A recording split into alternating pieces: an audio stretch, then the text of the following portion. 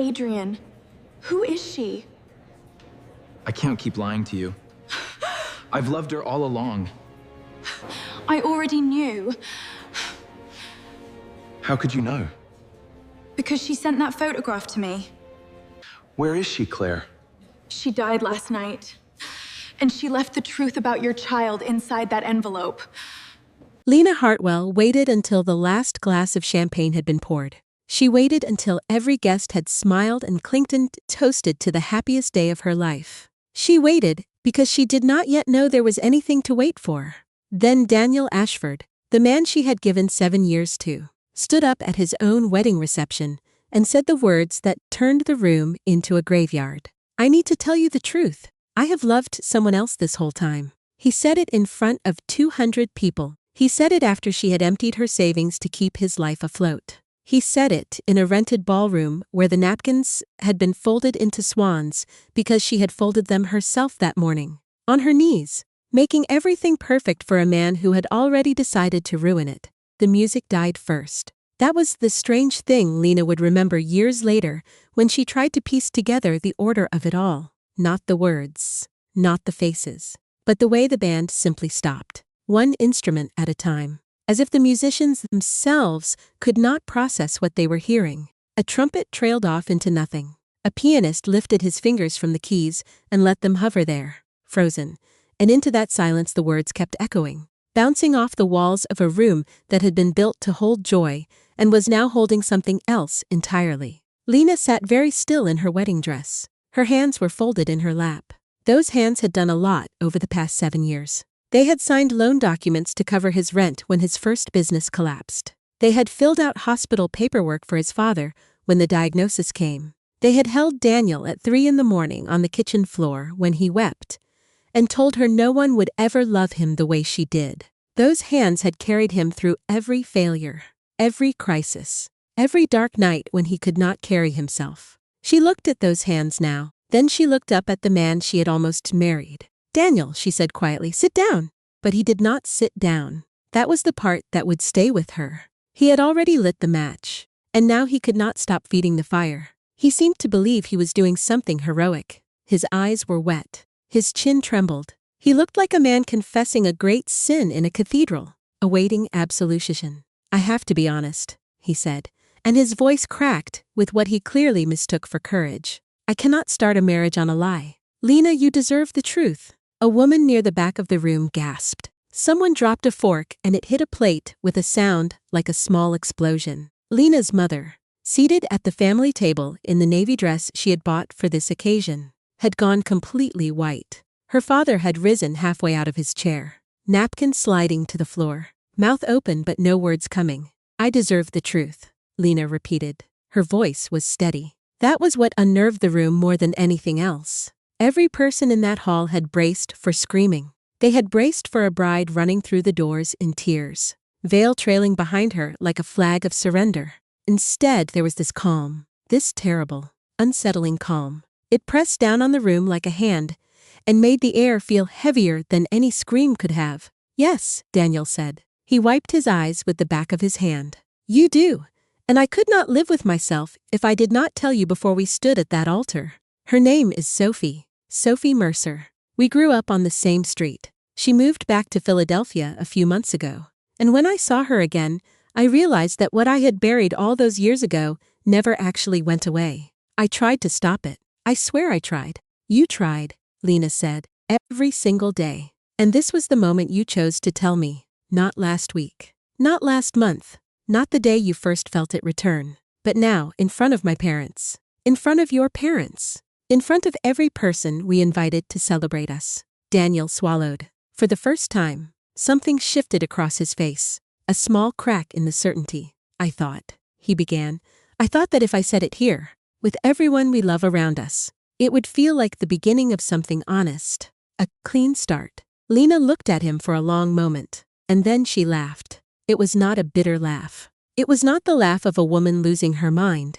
It was soft, almost gentle. The kind of laugh a person gives when they finally understand a joke that has been at their expense for a very long time. "A clean start," she said. "For you. For us. No. Daniel, there is no us. You made sure of that the day you decided to keep a secret and call it love. Now, to understand why Lena was able to sit in that chair without falling apart, you have to understand who she was. And you have to understand what the last 7 years had actually cost her.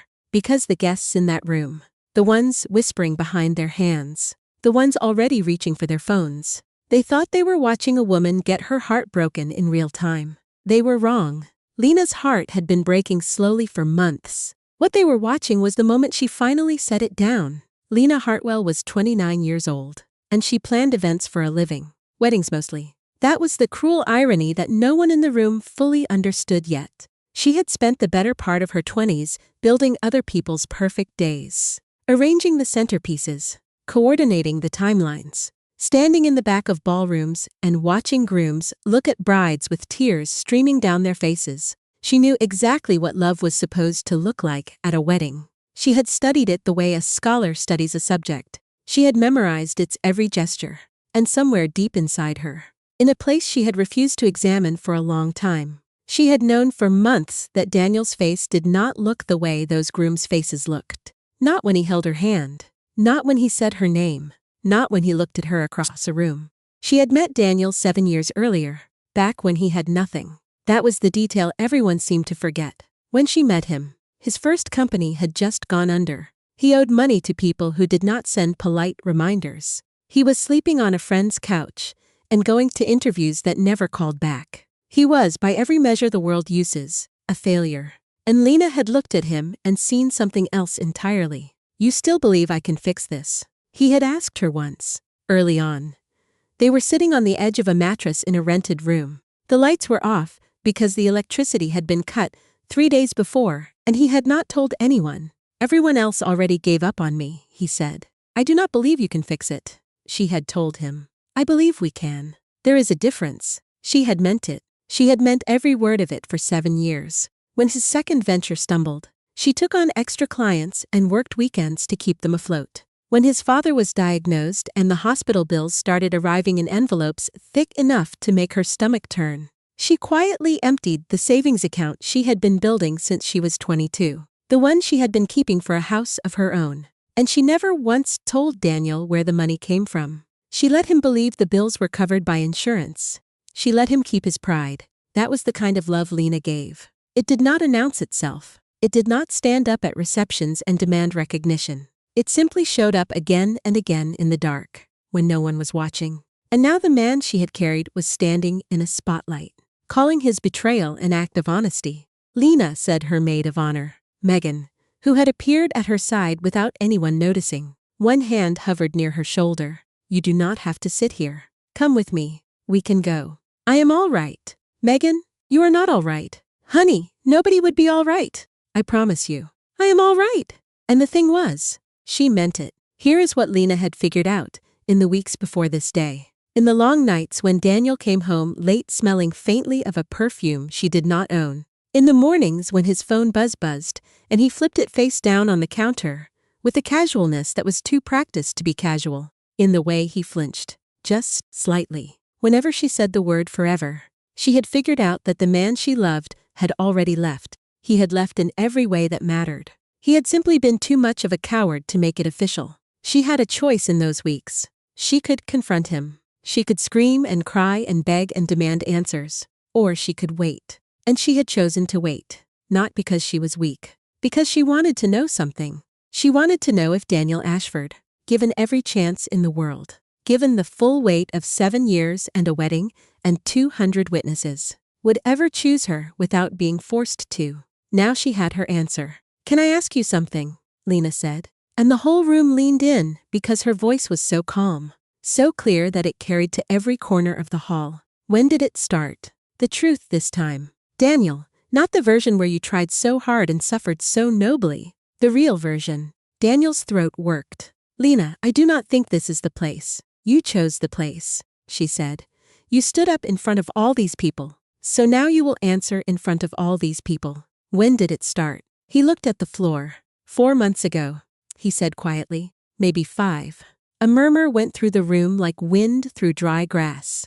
5 months. The wedding invitations had gone out 6 months ago. 5 months meant that every single thing that followed. the venue deposit she had paid out of her own account, the dress fittings, the menu tasting where he told her the lamb was perfect and squeezed her hand under the table. All of it had happened after. "You let me plan our wedding while you were falling in love with someone else," Lisna said. "I did not know how to stop it. I kept thinking the feelings would pass. I kept thinking once we were married, once it was real, they would go away, and there it was." The sentence that revealed the whole shape of him. Lena sat with it for a moment.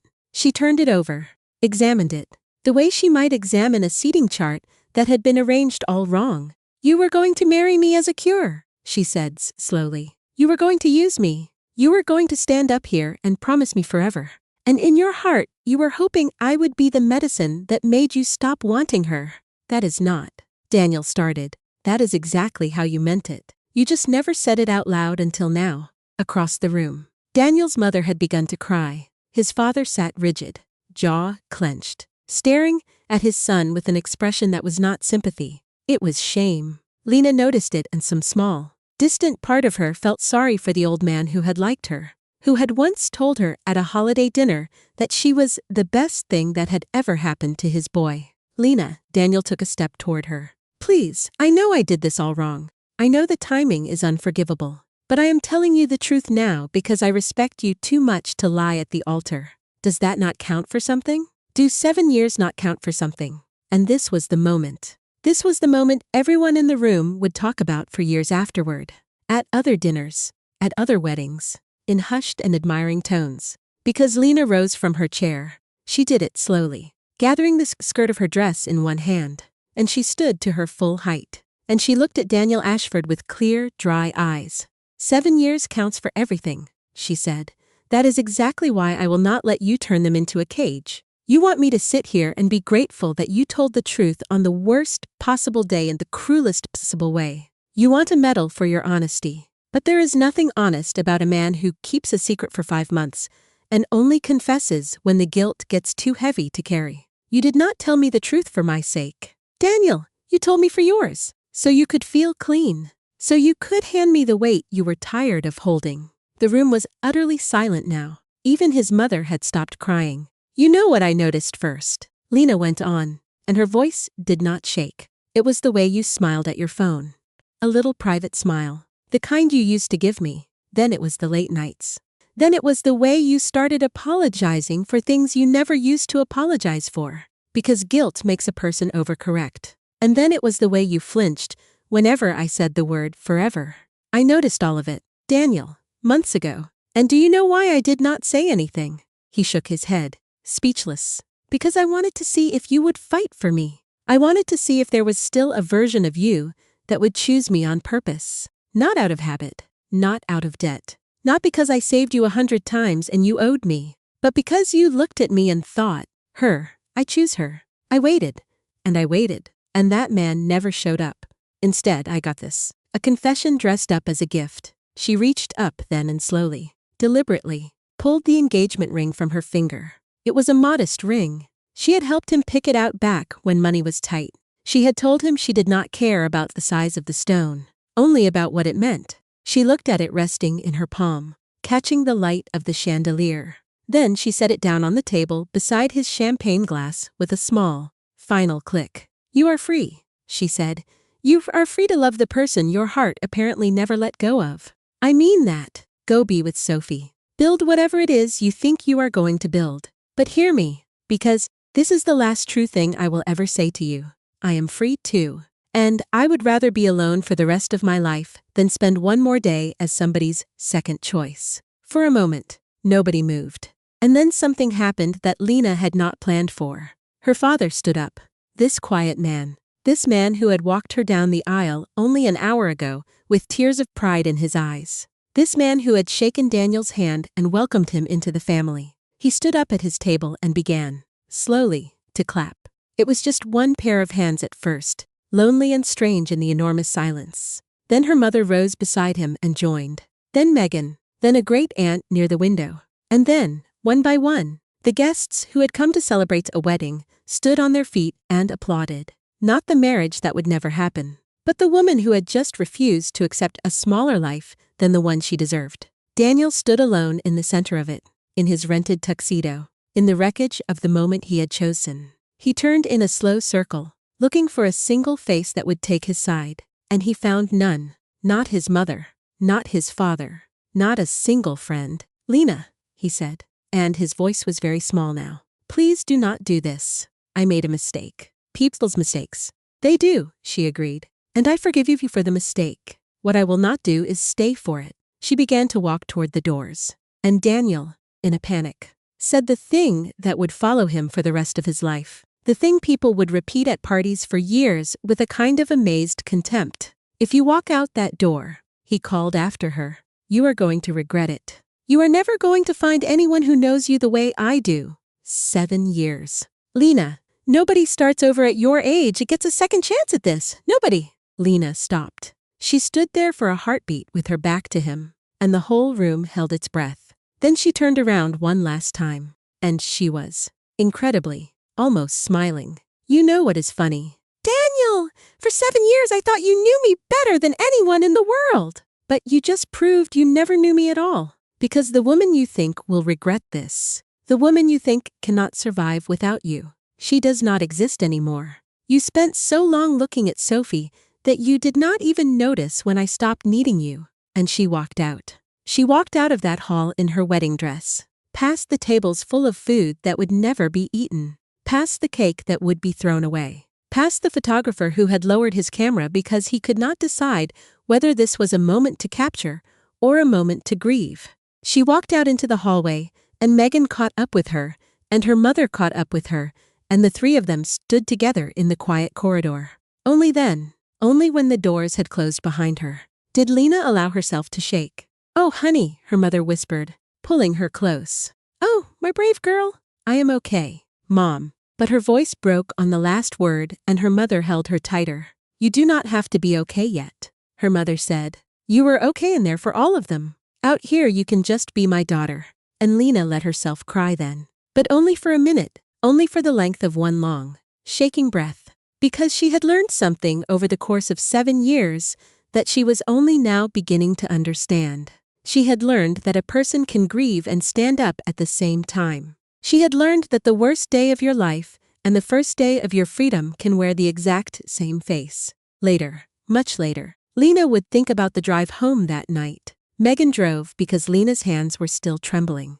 Her mother sat in the back seat with her hand resting on Lena's shoulder the entire way. Nobody spoke for a long time. The city lights slid past the windows, and Lena watched them the way you watch something you are seeing for the first time even though you have seen it 1,000 times before. "Do you want to talk about it?" Megan asked finally. "Not yet," Lena said. "But thank you for asking. Can I say one thing?" "Of course." Megan kept her eyes on the road. "I have known you since we were 19, she said. "And I have watched you give and give and give to that man. I watched you shrink yourself to make room for him. And I love you. So I never said anything, because you seemed to want it. But Lena, what you did tonight, standing up like that, giving that ring back like it was nothing, telling him he was free. I have never in my life been so proud of anyone." "It did not feel brave," Lena said softly. "It felt like the only thing left to do." "That is what brave always feels like from the inside," Megan said, when they reached the apartment. The apartment Lena had shared with Daniel for 4 years. She stood on the sidewalk and looked up at the darkened windows and realized she could not go in. Not tonight. His things were in there. His coffee mug, his books, the photographs of the two of them lining the hallway. The whole architecture of a shared life, still standing even though the life itself had collapsed. "Come stay with me," Megan said, reading her face. "For as long as you need. I do not want to be a burden."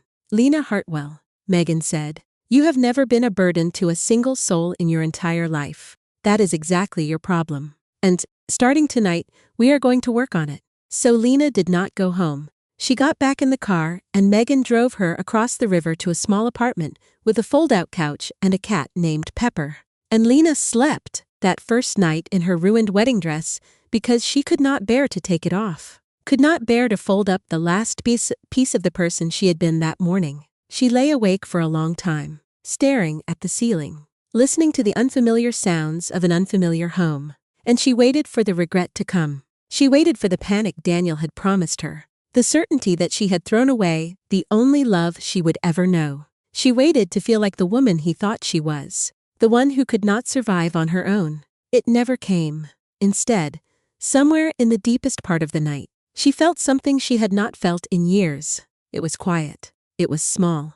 At first, she did not even recognize it. It was the feeling of a weight lifting off her chest. It was the feeling of being able to take a full breath for the first time in longer than she could remember.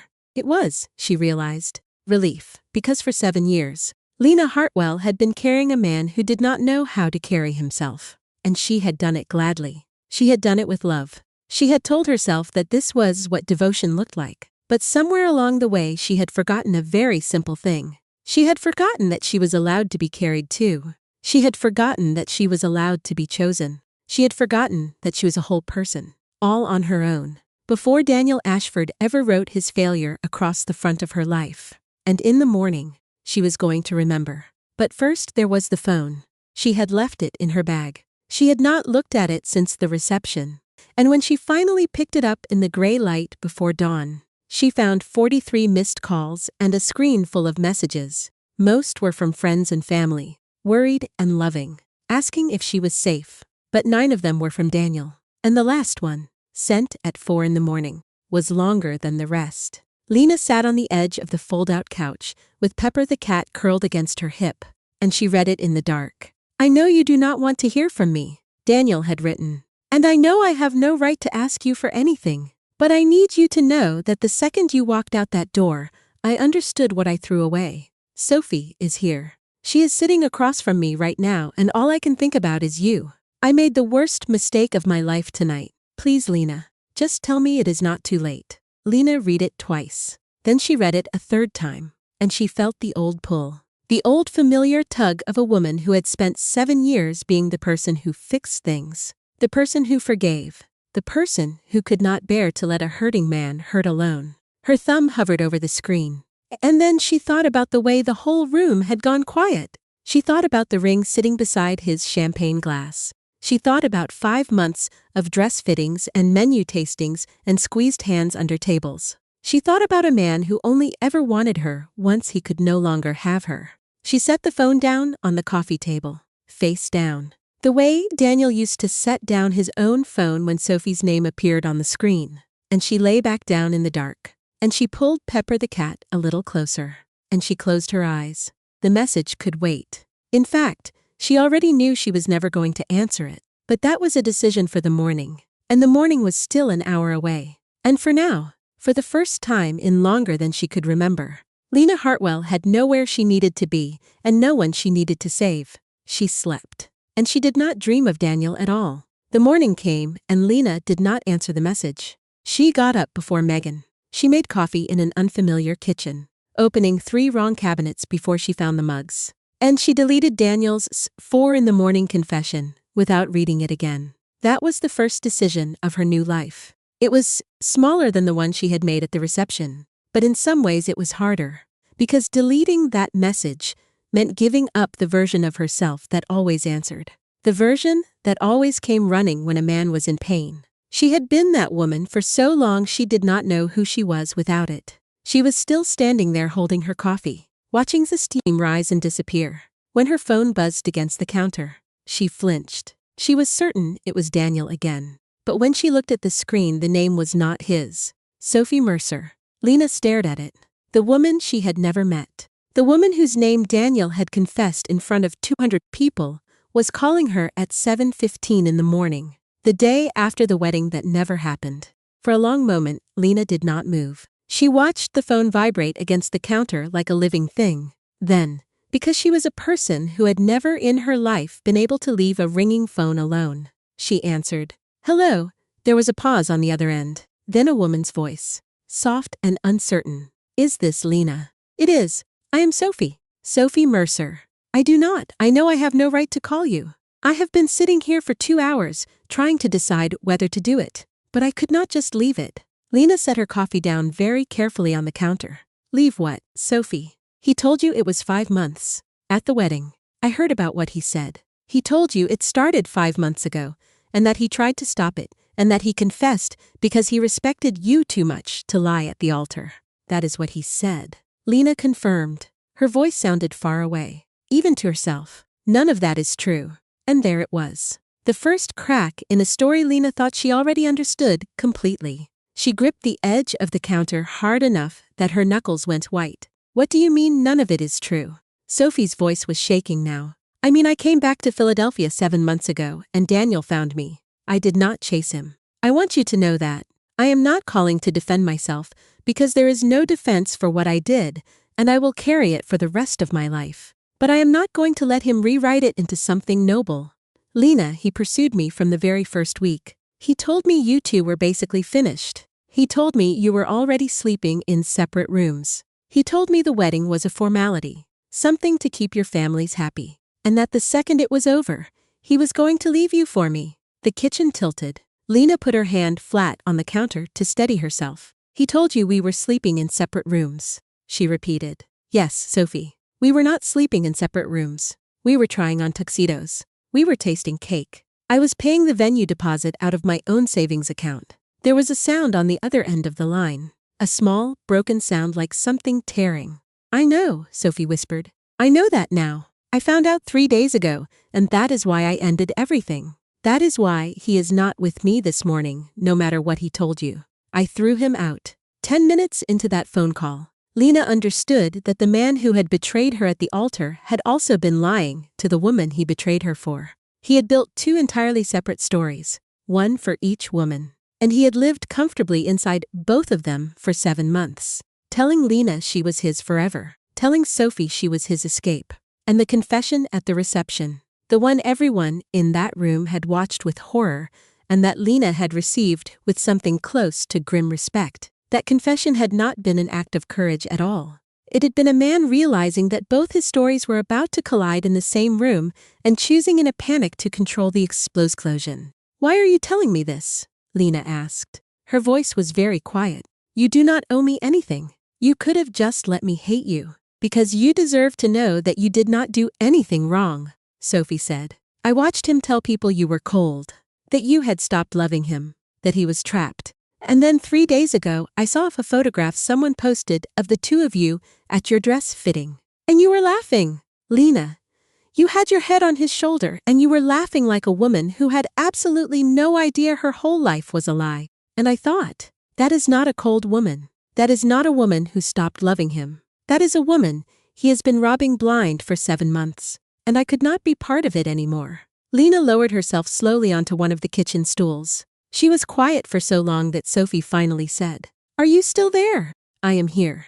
I am sorry. I know sorry does not mean anything coming from me, but I am. Can I ask you something? Lena said. Please. The night of the wedding. When he left the reception. Did he come to you? He tried, Sophie said. He showed up at my apartment at midnight saying he had done it.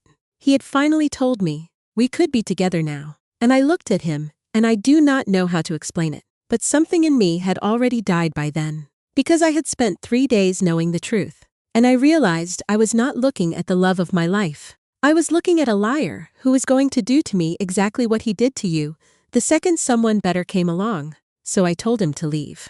And he begged. He actually got down on his knees in my hallway and begged.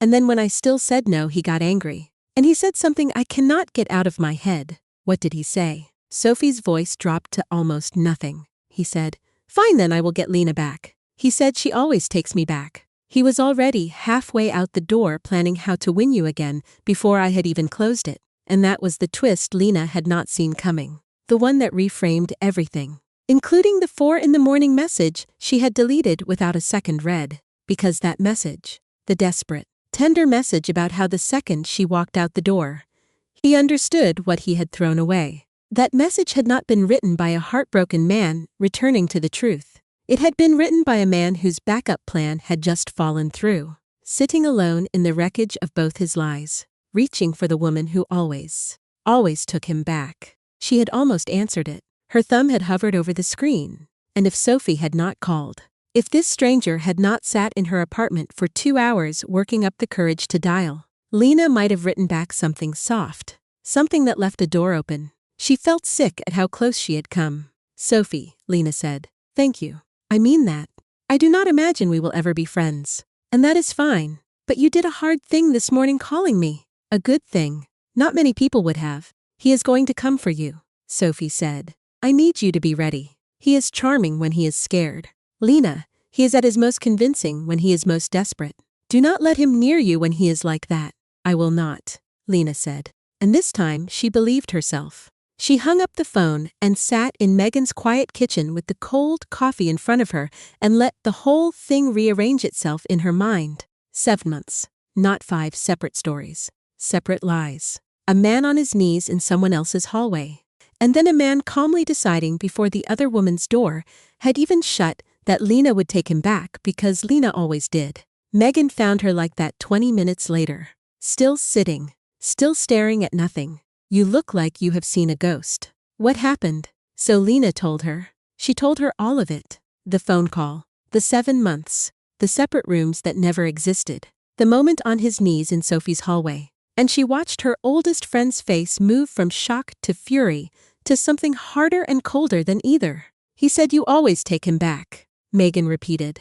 That is what she told me. Megan set down her mug hard enough that coffee sloshed over the rim. You know what makes me the angriest? He is not even wrong. For 7 years he was right. That is the part that should terrify us both. He treated you like a sure thing because you were a sure thing. I know, Lena said quietly. I have been thinking about that all morning. So, what are you going to do when he shows up? Because Sophie is right. He is going to show up. Lena looked at her friend for a long moment. I am going to let him, she said. Lena, no, listen to me. If I hide, if I block his number and refuse to see him, then some part of him gets to keep believing that I am just scared. That underneath it all I still want him, and I am only running because I am afraid of how much. I do not want to leave him a single crumb of that. I want to look him in the eye, completely calm, and let him understand that this is not fear. This is a choice. I want him to leave knowing the difference. Megan stared at her. When did you get like this? Somewhere around midnight last night, Nina said. On your fold-out couch with your cat. I think I grew up about a decade in one night. She did not have to wait long. Daniel showed up 2 days later. He did not come to the apartment she had shared with him because he had figured out somehow that she was staying at Megan's. He came in the middle of the afternoon and he brought flowers. White roses. The same kind that had been in her wedding bouquet. Which told Lena everything about how little he understood what he had done. Because a man who understood would not have brought a reminder of the worst day of her life and offered it as an apology. Lena saw him from the window. She watched him stand on the sidewalk, gathering himself, straightening his jacket. And she recognized the gesture because she had seen it 100 times before big meetings, before the pitches that used to fail, before the interviews that never called back. It was the way Daniel prepared to perform. And that, more than anything, steadied her. Because she was not about to watch a broken man beg. She was about to watch a performance. And she had front row seats. She went down to meet him rather than let him come up. Because Megan's home was hers now. A safe place. And she was not going to let him inside it. She stepped out onto the sidewalk in jeans and a sweater. Hair pulled back. No makeup. And she saw the flicker of surprise on his face. Because he had probably expected her to look destroyed. He had probably hoped for it. Lena, he said. And his voice did the thing it always did. Going low and warm and full of feeling. You look, God, you look good. I have been so worried about you. You brought roses, she said. I remembered they were your favorite. They were in my wedding bouquet. Daniel, the wedding you destroyed. You brought me flowers from the worst day of my life. And you are calling it a favorite. His face fell just slightly. The smallest recalculation. I did not. I was not thinking. I just wanted to bring you something beautiful. Why are you here? He took a breath. And she watched him choose his words. And she knew, with absolute certainty, that whatever came out of his mouth next had been rehearsed in a car or in front of a mirror. Because I made the biggest mistake of my life, he said. And I have spent every hour since that night realizing what I threw away. Lena, Sophie is gone. It is over. It was over almost before it started. And I know how that sounds. I know you must be thinking I only want you back because she left. But it is not like that. Losing you made me see clearly for the first time in months. You are the only real thing I have ever had. Everything else was noise. It was good.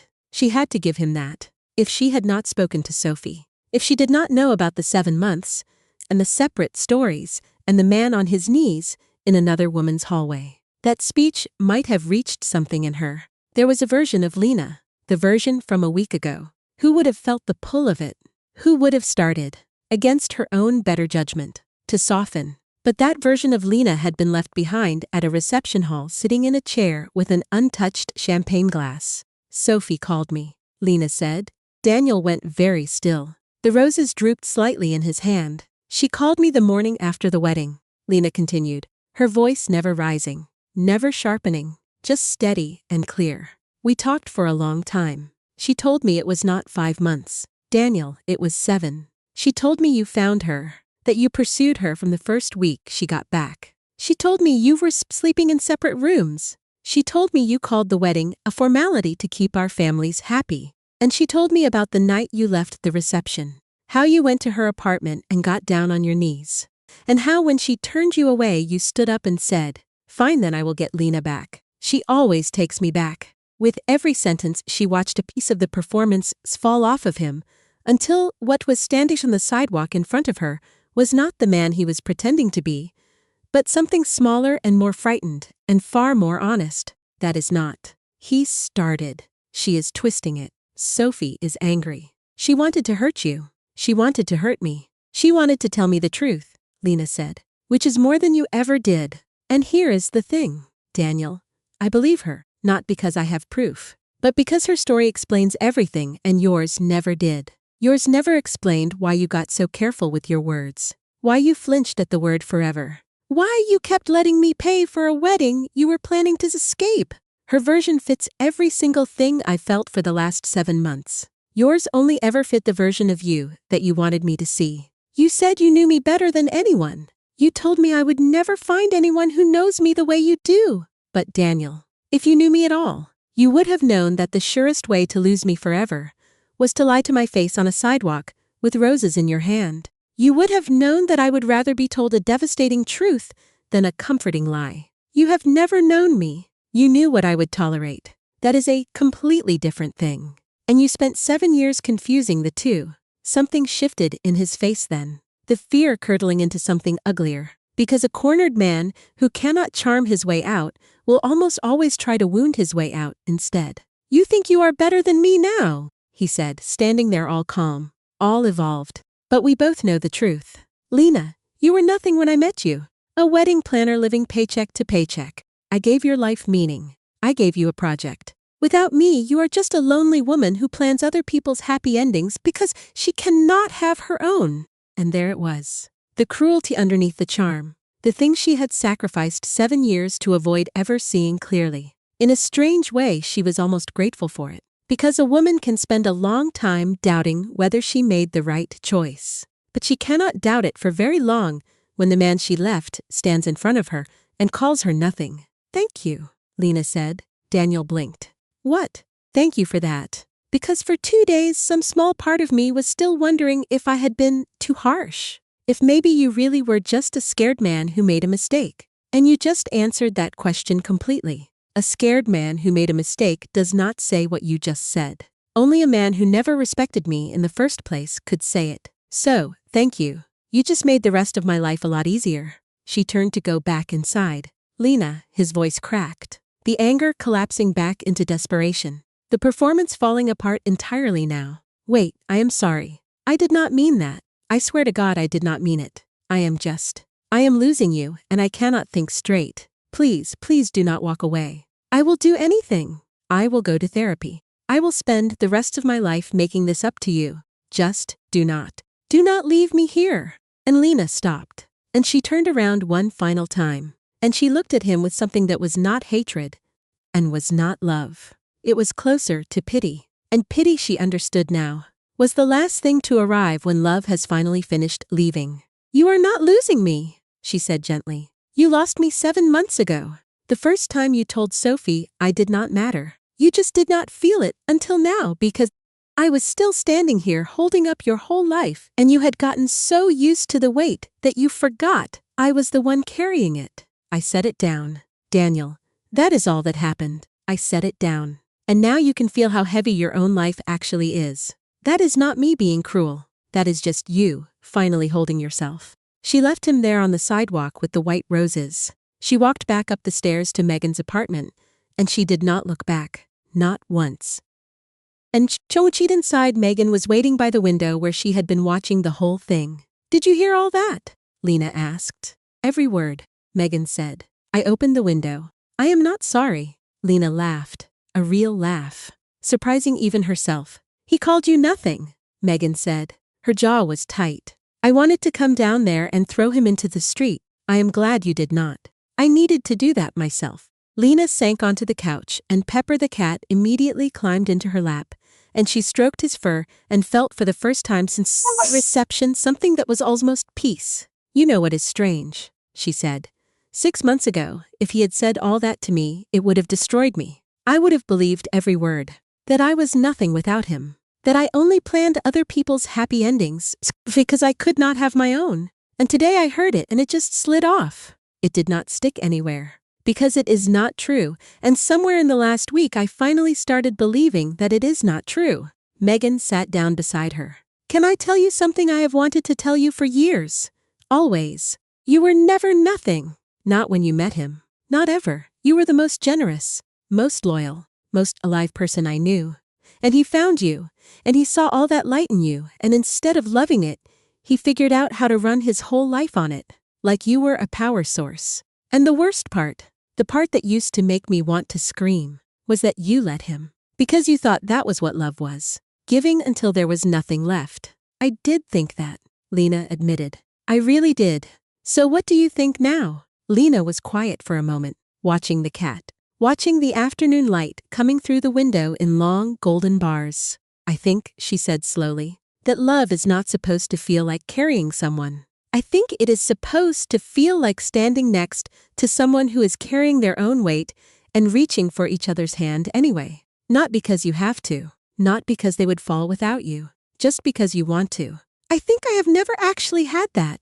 And I think for the first time in my life, I am not afraid of finding out what it feels like." The days after that unfolded in a way Lena had not expected. She had braced for grief, and grief came. But it did not come in a great crushing wave. It came in small, manageable pieces. It came when she found one of Daniel's sweaters in a bag of her things and had to decide what to do with it. It came when a client who did not know what had happened sent her a cheerful email asking how married life was treating her. It came at night sometimes, in the space between lying down and falling asleep, when the silence got loud and she remembered that she had planned to spend her whole life beside someone and now she was going to spend it beside herself. But here was the thing she discovered. The thing that surprised her most. Being beside yourself was not the empty, frightening thing Daniel had promised it would be. It was quiet. It was hers. She started sleeping through the night for the first time in years. She started cooking again. Real meals. For the simple pleasure of it. Instead of eating whatever was fast around Daniel's unpredictable schedule. She went back to her own apartment finally, and she did not fall apart the way she had feared. She packed Daniel's things into boxes and left them by the door for him to collect. She took down the photographs of the two of them from the hallway. And in the empty spaces where they had hung, she put nothing at all for a while, just to get used to the openness. Daniel called. Of course he called. He called for 2 weeks straight, and the messages moved through every stage a desperate person moves through. First the apologies, then the promises, then when neither worked the anger, the accusations. The same speech about how she was nothing without him, delivered now with less conviction each time. Because a man cannot keep insisting. A woman is nothing while begging her to come back. The two claims cannot both be true. And eventually even Daniel seemed to hear it. Then his mother called. That one caught Lena off guard. She almost did not answer. But the name on the screen, Helen Ashford, stopped her. Because Helen had been kind to her for 7 years. None of this was Helen's fault. "Lena," Helen said, and her voice was thick, like she had been crying for a long time. "I hope it is all right that I called. I just needed to tell you something." "Of course. Helen, it is all right.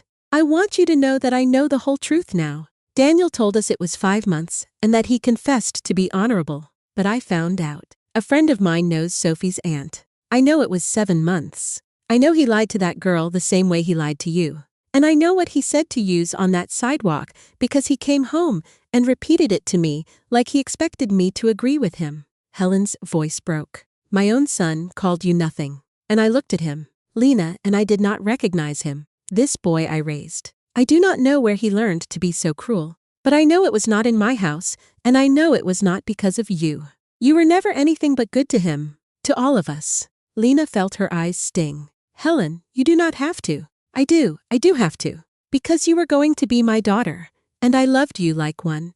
And I am not going to let my son's behavior take that away, without at least telling you the truth. You did the right thing standing up at that reception, giving the ring back, walking out. It was the bravest, most dignified thing I have ever seen anyone do, and I have thought about it every day since. I hope you know that. I hope wherever your life goes from, here you carry that with you. That an old woman who has known a lot of people thinks you are one of the finest she has ever met. Lena was crying now. Quietly, the phone pressed to her ear. That means more to me than you will ever know, she managed. Will you let me take you to lunch sometime? Helen asked. Not to talk about him. Just because I would miss you if I lost you entirely. You do not have to say yes. But the offer stands for as long as you want it. I would like that, Lena said. I would like that very much. And when she hung up the phone, she sat with it in her lap for a long time. And she understood that something was healing in her that she had not even known was broken. Because for 7 years, she had believed that if she ever left Daniel, she would lose everything attached to him. His family, their friends, the whole life they had built together. She had stayed partly out of love and partly out of that fear. The fear of the great emptiness on the other side of leaving. But the emptiness was not empty. Helen was still there. Megan was more there than ever. Her own mother and father had risen from a wedding table and applauded her. The truth had cost her a fiancé. But it had shown her in exchange exactly who her people actually were. And that, she was beginning to understand, was a trade she would make again in a heartbeat. She did not know yet what came next. She did not know that her old boss at the Community Arts Center would call her the following month. She did not know that a quiet man who fixed children's broken bones would one day change the temperature of a room simply by walking into it. She did not know any of that. What she knew, sitting in her own apartment with the phone in her lap and the walls newly bare and the whole uncertain future stretching out in front of her, was something simpler and steadier than she had felt in years. She knew she was going to be all right, not because someone was going to save her, but because somewhere between a reception hall and a fold-out couch and a sidewalk full of white roses, she had finally stopped waiting to be chosen and started, at long last, choosing herself.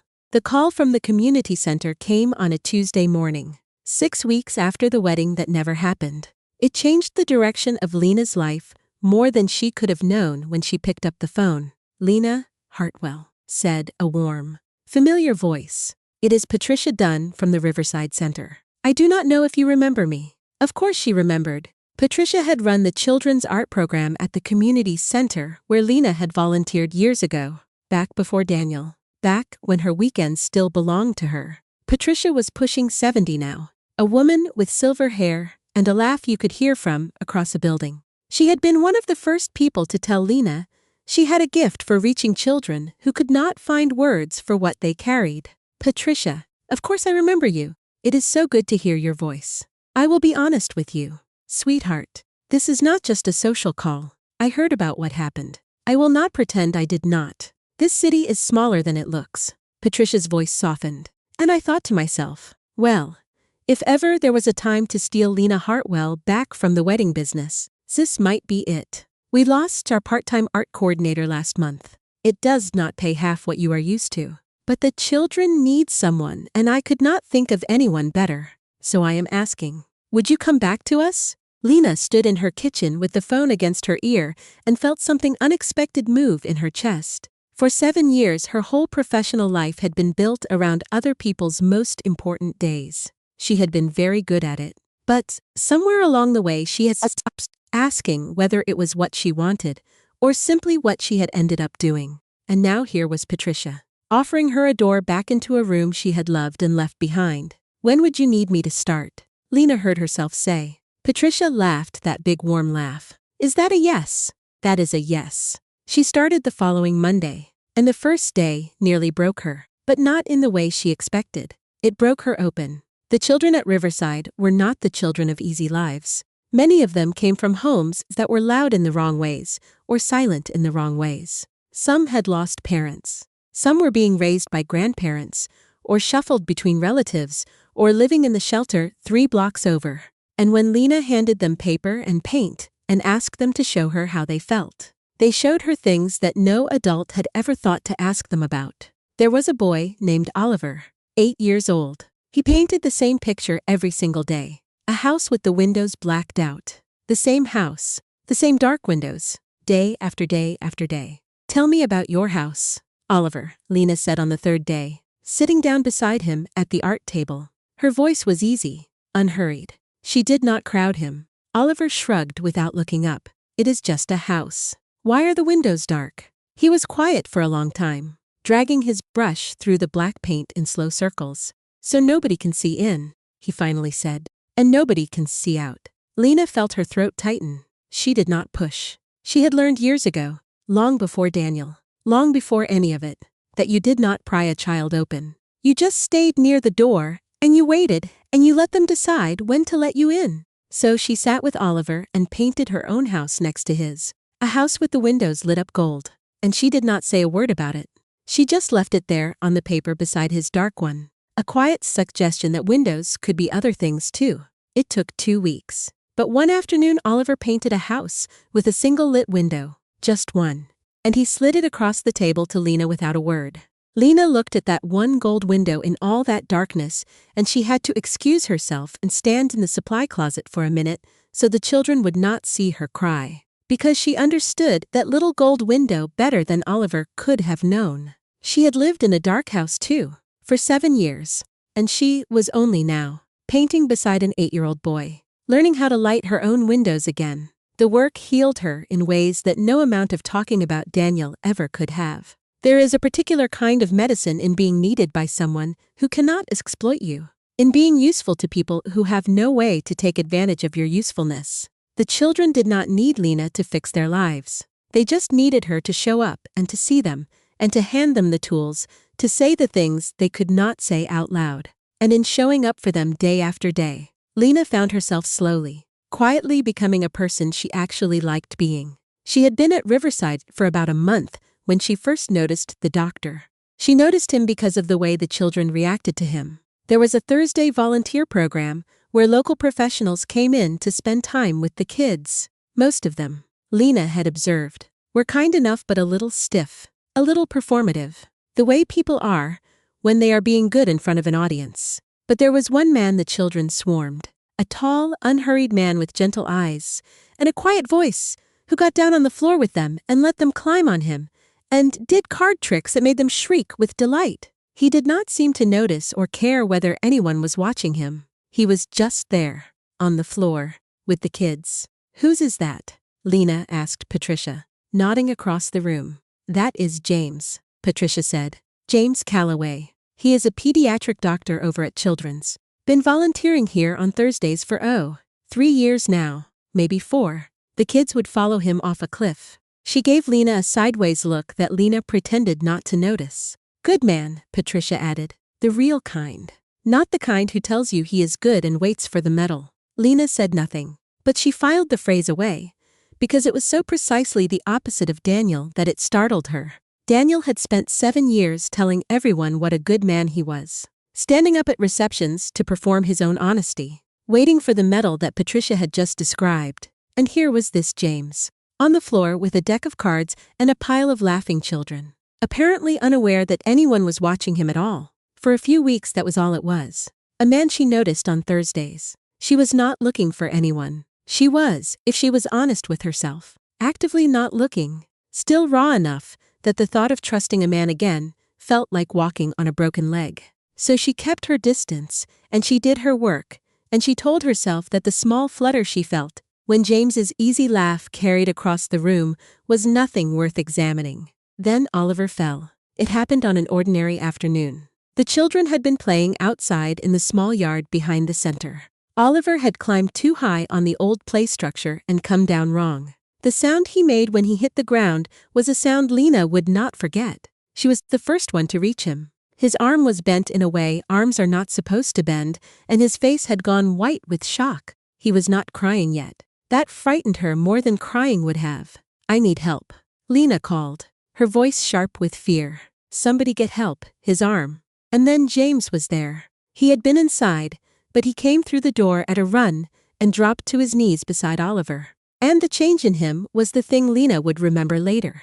The gentle, playful man with the card tricks was gone. In his place was someone completely calm, completely focused, his hands already moving with the certainty of someone who had done this 1,000 times. "Hey, Oliver," James said, his voice low and steady, like they were just having a chat. "That was a heck of a fall, buddy. I saw the whole thing. 10 out of 10 for the drama. 0 out of 10 for the landing. And somehow, impossibly," Oliver laughed. A small, shaky, tearful laugh, but a laugh. And in the space that laugh created, James got a look at the arm and kept the boy talking and kept him from panicking. By the time the ambulance arrived, Oliver was calm enough to hold Lena's hand and let the paramedics do their work. Lena rode with him to the hospital because Oliver grabbed her hand and would not let go. There was no one else. His grandmother was working and could not be reached for 2 hours. So Lena sat beside a frightened 8-year-old in a hospital hallway, holding his hand. And James, who had followed in his own car, sat on the boy's other side. The two of them talked to Oliver in low voices and made him laugh whenever the fear crept back in. It was hours before Oliver's grandmother arrived, breathless and terrified. Lena met her at the door and reassured her. And only when the boy was settled and safe, and the grandmother had thanked them both.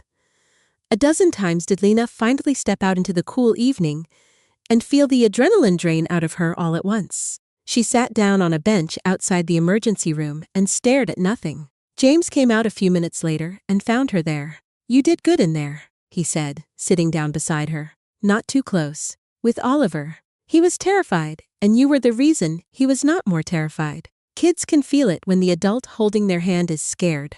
You did not let him feel yours." "I was scared," Lena admitted. "I was so scared." "I know, that is what made it brave." He said it simply, like a fact. Then he was quiet for a moment. "You want to hear something funny? I have been trying to figure out how to talk to you for about a month, and I could not come up with anything that did not sound stupid. Turns out all it took was a kid breaking his arm. I would have preferred coffee, but you take what you get." Lena looked at him, surprised into a small laugh. "You have been trying to figure out how to talk to me. Patricia probably told you I am a good man," James said, a little ruefully. "She tells everyone that. It is very embarrassing. But she is right that I have been standing across the room like an idiot for a month trying to work up the nerve. I am not great at this. I am much better with the 8-year-olds. And here is the thing that got to Lena. Sitting on that bench outside the emergency room. It was not that James was good-looking, though he was. It was not that he was kind to children, though the whole evening had made that undeniable. It was that he was honest about being nervous. He did not perform confidence he did not feel. He did not try to charm her or manage her or tell her a story about himself that made him look better than he was. He just told her the plain truth, that he had been standing across a room too shy to talk to her, and he let himself look a little foolish in the telling. Lena had spent 7 years with a man who never once let himself look foolish, who curated every word and rehearsed every apology and polished every version of himself until the real person underneath had disappeared entirely. And now here was someone willing to sit beside her and be clumsy and honest about it. She felt something in her chest unlock that she had thought was locked for good. "I have to tell you something," she said, "before this goes any further. If it goes any further. I have to be honest with you, because I cannot do it any other way anymore. 6 weeks ago, I was supposed to get married, and the man I was going to marry stood up at the reception in front of 200 people and told me he had been in love with someone else the whole time." James did not flinch. He did not fill the silence with the wrong words the way most people did. He just listened. "I am telling you this," Lena went on, "not to scare you off, though it might. I am telling you because I spent 7 years being careful and hopeful and patient, and it turned out I was pouring all of it into someone who was lying to me the entire time. So I do not have any careful left in me. I do not have any patience for games. If I ever let myself trust someone again, it is going to be someone who says exactly what they mean and means exactly what they say. And I do not know you, but I wanted you to know that, in case it is more than you signed up for. For a long moment James did not answer. Then he said, "Can I tell you something back? Please, my wife died 4 years ago." He said it gently but steadily. A man who had made his peace with saying the words out loud. Cancer. We were married 11 years, and I know that is a different kind of loss than yours. I am not comparing them. Grief is not a competition. But I know what it is to have your whole future taken from you in a single moment. To have to figure out who you are without the person you built your life around. So when I tell you I am not scared off by what you just said, I want you to understand that it is not because I do not take it seriously. It is because I take it very seriously. I know exactly how much it costs to sit on a bench and tell a near stranger the truth about the worst thing that ever happened to you. I have been where you are sitting, and the fact that you can still do it, 6 weeks out, still be that honest and that open. That does not scare me. Lena, that is the most impressive thing I have heard in a long time. Lena's eyes filled, and this time she did not fight it. They did not fall into each other's arms. It was not that kind of moment, and neither of them was that kind of person. What happened instead was quieter, and Lena would come to believe far more real. James drove her home because her hands were still unsteady, and at her door he did not try to come in and did not try to kiss her. He simply said, "There is a diner near the center that does terrible coffee and excellent pie. If you ever wanted to test whether we are any good at talking without a broken arm involved, I would like that. No pressure. The offer just stays open." "I would like that too," Lena said, and she meant it. But here is what Lena had learned, and what she reminded herself of that night lying awake, with a small cautious hope flickering in her chest like Oliver's single gold window. She had learned not to trust the flutter. The flutter had led her to Daniel once. She was not going to let it make her decisions for her ever again. She was going to move slowly. She was going to watch what James did, not just what he said. She was going to find out over time whether the honest man on the bench was the real James, or just the first performance of a different kind of man. Because Sophie's warning still echoed in her. He is most convincing when he is most desperate. She had believed a good performance before. She was not going to be fooled twice by mistaking the first act for the whole play. So she went slow. And James, remarkably, let her. Their first coffee at the terrible diner lasted 3 hours. They talked about the children, and about Patricia, and about the strange grief of losing a future you had planned for. James told her about his wife Anna, without either idealizing her into a saint or performing his sadness for sympathy. He talked about her the way you talk about a real person you loved, with the funny parts and the frustrating parts intact. And Lena noticed that too, and filed it away as evidence. A man who could love a dead woman honestly, flaws and all. A man who might one day love a living woman the same way. And Lena told him about Daniel. Not all at once, but over weeks. Over many terrible coffees and excellent pies. She told him the whole story. The 7 years. The savings account she emptied for his father's care and never mentioned. The slow dawning realization that he had left long before he admitted it. The phone call from Sophie that revealed it had been 7 months. Not 5, the sidewalk. The white roses. The moment Daniel called her nothing. When she told him that part. About being called nothing. James set down his coffee and was quiet for a moment. And then he said something Lena would carry with her for the rest of her life. "You know what the difference is between you and him," he said. "He looked at everything you gave him. All that loyalty. All that sacrifice. All that love. And he saw a resource. Something to use up. And you looked at a broken man and saw someone worth saving. That is not nothing. Lena, that is the opposite of nothing. The tragedy is not that you loved someone who did not deserve it.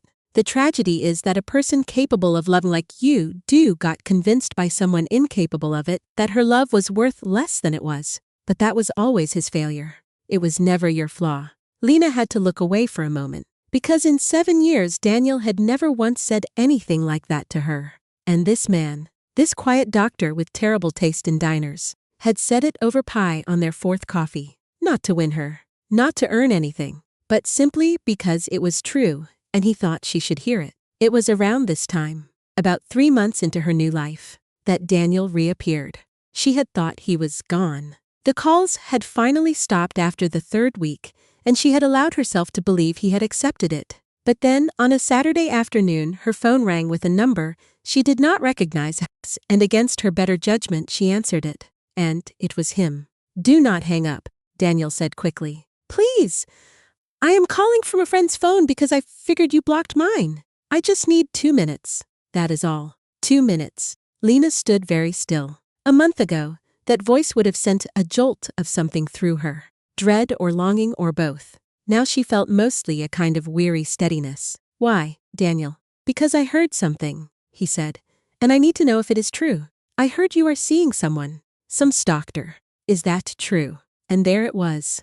The real reason for the call. So transparent she almost laughed. He had not called because he had changed. He had called because he heard she was moving on. And a man like Daniel could not stand the idea of a woman being happy without him. Her happiness with someone else was an insult he could not tolerate. Why does it matter to you? She asked. Because I still love you. Because I made a mistake, and I have spent 3 months trying to fix myself, so I could deserve another chance, and now I hear you have just handed everything I broke to some other guy. Like the last 7 years meant nothing. Stop, Lena said, and her voice was so quiet and so final that he actually stopped. You do not get to do this. You do not get to blow up my entire life. Call me nothing on a sidewalk. And then 3 months later be wounded that I dared to find something good. You lost the right to have opinions about my happiness the night you stood up at that reception. Whether I am seeing someone or not is none of your business.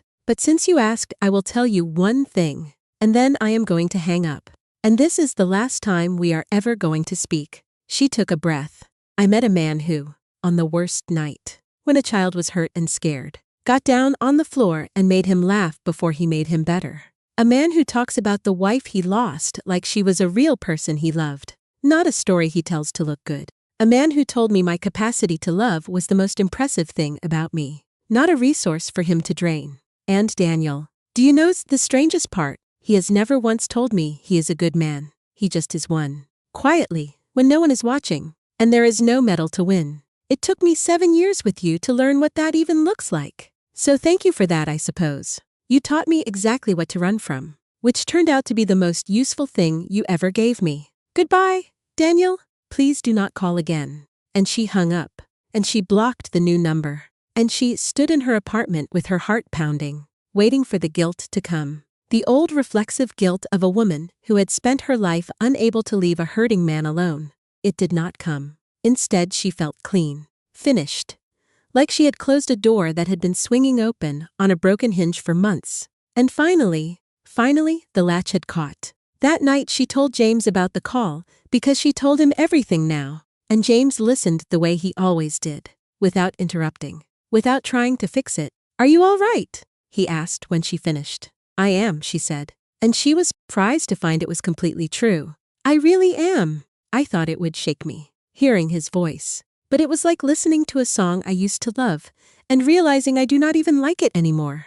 It just sounded small. James reached across the table, and for the first time took her hand. He did it slowly, giving her every chance to pull away. And when she did not, he held it gently, his thumb moving once across her knuckles. You want to know what I think, he said. Always. I think you spent 7 years being somebody's rescue, and I do not want to be another thing you rescue. Lena, I do not need saving. I did my grieving. I built my life back. I am all right on my own. So I am not going to hand you my broken pieces and ask you to fix me the way he did. He held her hand a little tighter. What I want, if you will let me, is to just stand next to you, both of us carrying our own weight, and reach for each other's hand anyway. Not because either of us would fall without it, just because we want to. Lena stared at him, because those were almost word for word the exact words she had said to Megan that afternoon on the couch. Weeks ago, when she was trying to name the kind of love she had never had and was no longer afraid to want. She had said love is supposed to feel like standing next to someone who is carrying their own weight and reaching for each other's hand anyway. And here was James, who had never heard her say it, describing the very same thing, as if he had reached into her chest and pulled out the shape of her deepest hope and laid it on the table between them. I never told you that, she whispered. Those words. I said almost exactly those words to my best friend weeks ago, and I never told anyone. James smiled, a little confused. Said what? Nothing, Lena said. And she laughed, and there were tears in her eyes, but they were not sad ones. Not even a little. Nothing. You just said exactly the right thing. You have no idea how right. And she turned her hand over in his, so their fingers laced together. Two people each holding their own weight, reaching across a table in a terrible diner for no reason other than that they wanted to. She thought in that moment of Oliver and his dark windows, of the single gold light he had finally painted into all that black. And she understood that she had done the same thing over these 3 months without even realizing it. She had painted one small light into her own darkness, and then another. And now here was this warm hand in hers. This quiet man who asked for nothing and offered everything. And her whole house was filling up with light. Window by window by window. She did not know what came next. She had learned not to assume. But for the first time since a man had stood up at her wedding and shattered the room, Lena Hartwell was not afraid of what came next. She was, against every odd, genuinely and quietly happy to find out. The months that followed were the quietest, and Lena would later say the most important, of her life. Not because anything dramatic happened, but because nothing did. She had spent 7 years living inside a low constant hum of crisis, always bracing, always saving, always waiting for the next thing Daniel needed fixed. And now, for the first time, the hum was gone. In its place was something she had almost forgotten existed. Ordinary days. Days that asked nothing of her but to live them. She and James took it slowly. The way two people take things when they both know exactly what it costs to rebuild a life from wreckage. There was no rush. There was no grand declaration. There was a diner with terrible coffee and Thursday afternoons with the children and long walks where they talked about everything and nothing. And slowly, week by week, a trust grew between them that Lena had never known was possible, because it was not built on need. It was built on choice. Every single time James showed up, he was showing up because he wanted to, not because Lena was holding his life together. And every time she felt that, it healed something in her that she had not known was still bleeding. Oliver's arm healed too. The cast came off in the spring, and James, who had checked in on the boy every single week without being asked, was there for it. And the three of them, Lena and James and Oliver, went out for ice cream afterward to celebrate. Lena watched the two of them across the table, this quiet doctor and this boy who had once painted only dark windows, laughing over a dripping cone. And she felt her heart do something it had not done in longer than she could remember.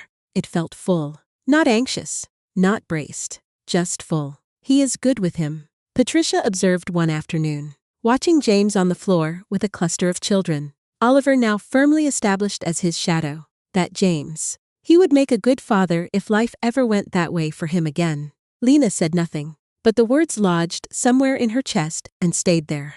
There was the night she got food poisoning, and James drove across the city at 2 a.m. to sit with her.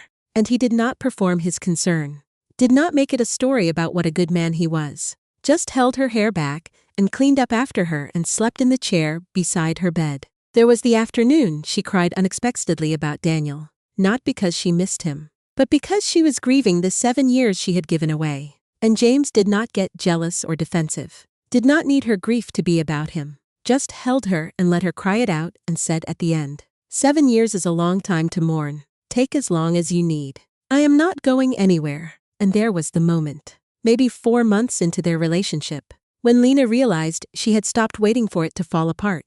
That was the thing that had haunted the early weeks. She had been so certain deep down that it could not last, that James would eventually reveal himself to be another Daniel, that the honesty was a longer con and the kindness a slower trap. She had watched him constantly in those first weeks for the crack, for the moment the mask slipped, and it never came. Because there was no mask. What she had seen on that bench outside the emergency room was simply who James was, all the way down. And it took Lena months to believe that a person could be that way, that the thing they showed you could actually be the whole thing. The night she realized she had stopped bracing for the end, she cried. James found her at her kitchen table, tears streaming down her face, and he panicked, thinking something was wrong. What happened? Are you all right? What is it? Nothing is wrong, Sina said. She was laughing through the tears. That is what I am crying about. Nothing is wrong. I just realized I've stopped waiting for you to become someone else. I stopped waiting for the other shoe to drop, and I did not even notice when it happened. It just happened. I trust you. I actually trust you.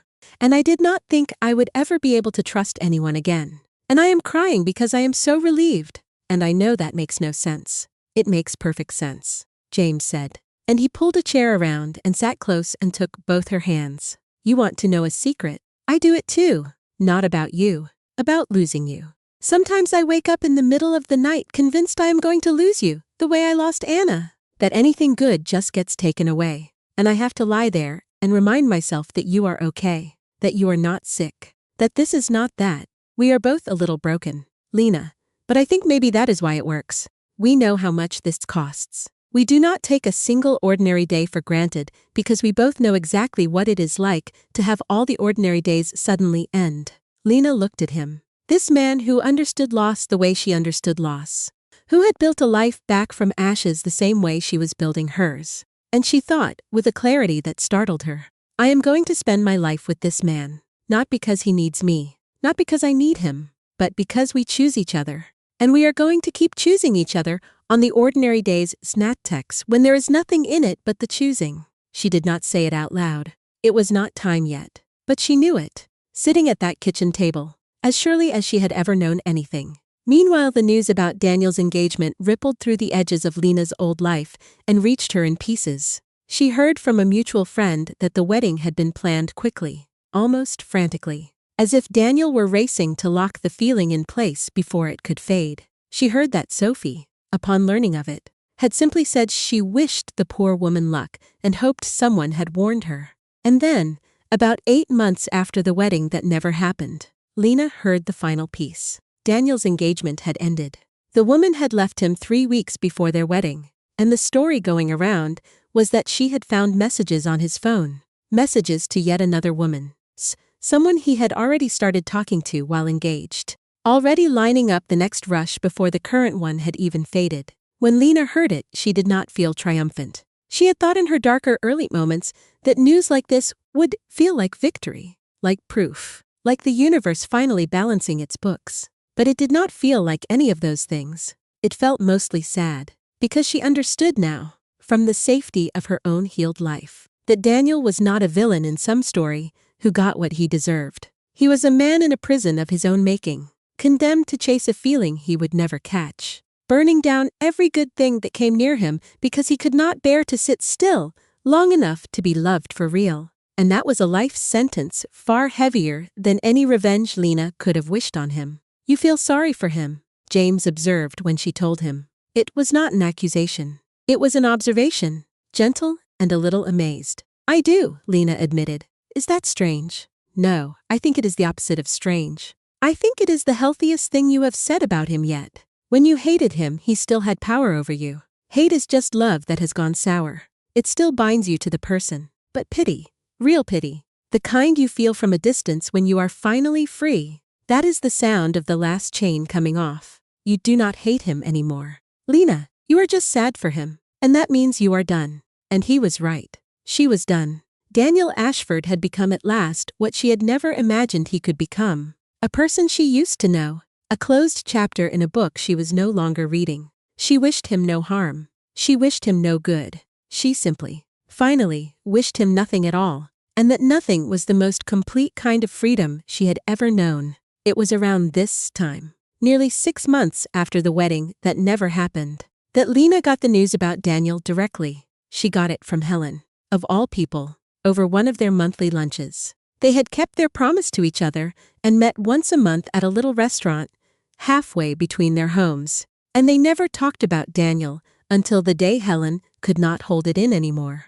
I have to tell you something, Helen said, setting down her fork. And I have gone back and forth about whether it is my place. But you are almost my daughter, and I would want to know if I were you. Lena felt a familiar tightening in her chest. What is it? Daniel is engaged. Again, to a woman none of us have met. A woman he has known for 2 months. She shook her head slowly. 2 months. Lena, he met her and 8 weeks later he proposed. And I sat across from him at Sunday dinner while he told us all how she was the one. How he had finally found real love. How everything before her had just been practice.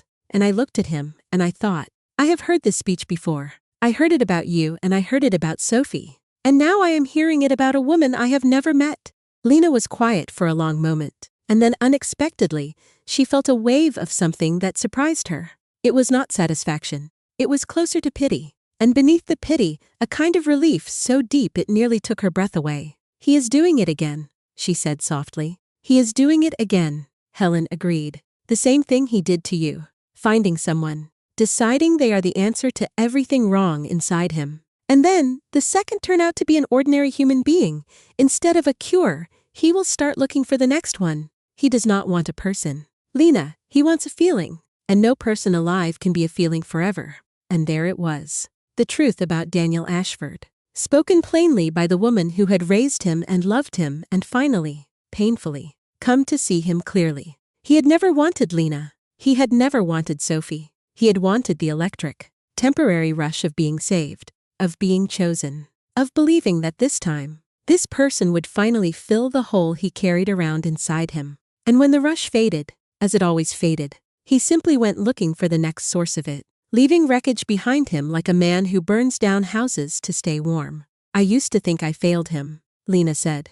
"For a long time, even after everything. Some part of me kept asking what I did wrong. Whether if I had loved him better or differently, he would not have needed to look elsewhere. And now I know there was never anything I could have done. You cannot love someone out of a hole they refuse to climb out of. You can only jump in with them and drown together, or stay on the surface and watch them sink. I spent 7 years in that hole with him. Helen, I nearly drowned. And the only reason I am still here is that he pushed me out at that reception. The cruelest possible way. He did me the greatest kindness of my life by accident, trying to be cruel." Helen reached across the table and took Lena's hand. "You know what I hope for you," the old woman said, her eyes bright. "I hope you find someone who wants you. Not a feeling, not a rescue. Just you. On the ordinary days when there is no crisis and no drama and nothing to prove. Because that is when you find out if someone actually loves you. In the quiet. When there is nothing in it for them but your company." Lena thought of James on the floor with the children. Of James checking on Oliver every week without being asked. Of James's hand across a diner table, holding hers for no reason but that he wanted to. "I think I might have," she said quietly. Helen's whole face lit up. The doctor. The doctor. "Oh, Lena!" Helen squeezed her hand and there were tears in the old woman's eyes now. "Tell me about him. Tell me everything. And then let me be happy for you, because Lord knows I have earned the right to see you happy after what my son put you through." So Lena told her. And Helen listened, and cried a little, and laughed a little. And at the end of it, she said something that Lena would hold on to for the rest of her life. "That is the difference. Sweetheart. My son stood up in a room full of people to tell everyone how honest he was being. Your doctor gets down on the floor where no one is looking and makes a scared child laugh. One of those is a performance. The other one is a person. And you finally learn to tell them apart." Lena's relationship with James deepened through the spring and into the summer. And it deepened the way real things deepen. Without fireworks. Through 1,000 small moments that added up to something unshakable. It was on one of those ordinary days, nearly a year after her life had exploded in a reception hall, that James did the thing Lena would remember as the beginning of the rest of her life. They were at the diner. The same terrible diner. The one that had become theirs with its bad coffee and its excellent pie. And James was quieter than usual, turning his coffee cup around and around on the table. And Lena, who knew him now the way you know someone you have watched carefully and trusted slowly, asked him what was wrong. "Nothing is wrong," he said. "I just have been thinking about something, and I want to say it right, and I am worried I am going to say it wrong." "You never say things wrong," Lena said. "You are the only person I have ever met who says things exactly right. Just say it." He looked up at her then, and his eyes were bright and his hands were, she noticed, trembling slightly. The same tremble she had seen in her own hands a year ago on the drive home from the wedding. "I am not going to do a big thing," he said. "I know that a big thing, a public thing, a room full of people. That is the last thing in the world you would want after what he did to you in front of 200 people. So I am not going to do that. I am just going to say it here, in our terrible diner, with nobody watching, because I think that is where it belongs, in the quiet, where the real things happen." Lena's heart had begun to pound. "Lena, I love you," he said simply. "I love you on the ordinary days. I love you when you are tired and when you are worried about Oliver and when you steal the crust off my pie, thinking I do not notice. I do not need you to save me, and I do not want to save you, because you already saved yourself, and it was the most impressive thing I have ever watched anyone do. I just want to stand next to you, both of us carrying our own weight, and reach for your hand for the rest of my life. Not because either of us would fall without it, just because I want to. So, his voice caught. I do not have a ring yet because I did not want to presume. I wanted to ask you first whether you would even want me to get one.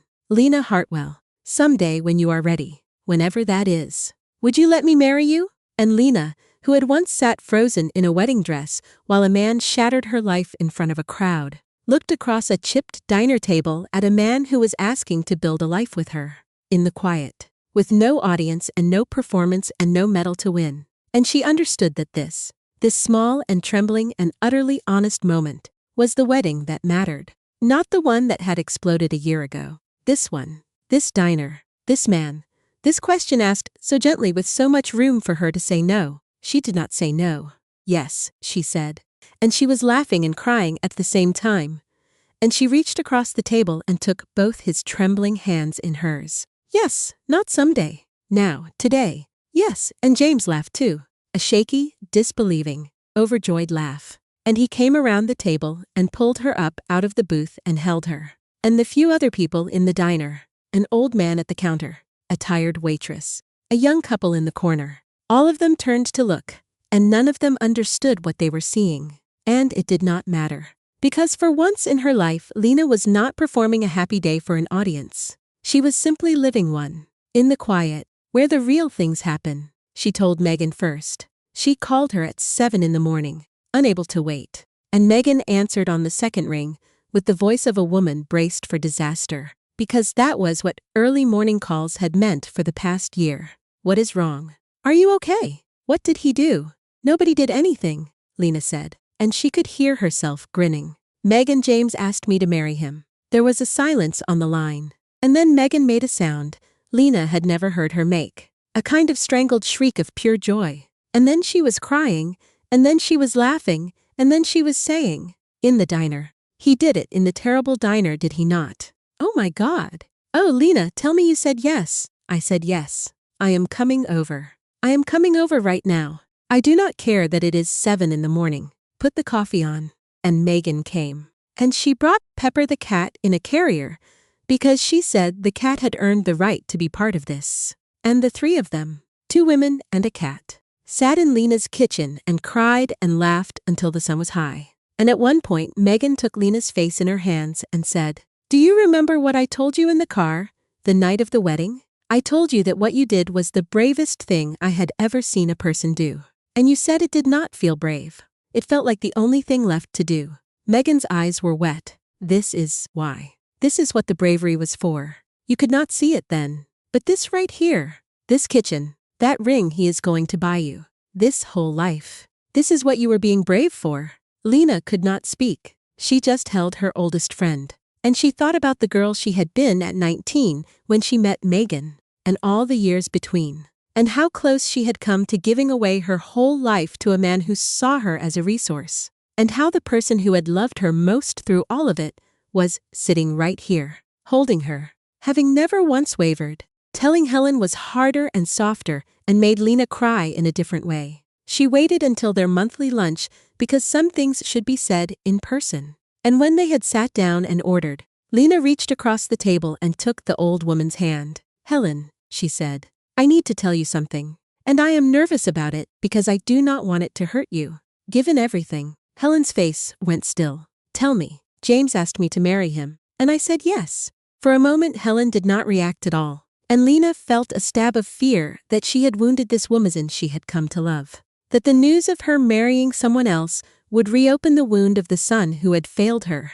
But then Helen's face crumpled, not with grief, with a joy so fierce and so complete that it undid them both. She gripped Lena's hand hard enough to hurt. Oh, thank God, Helen whispered. Thank God.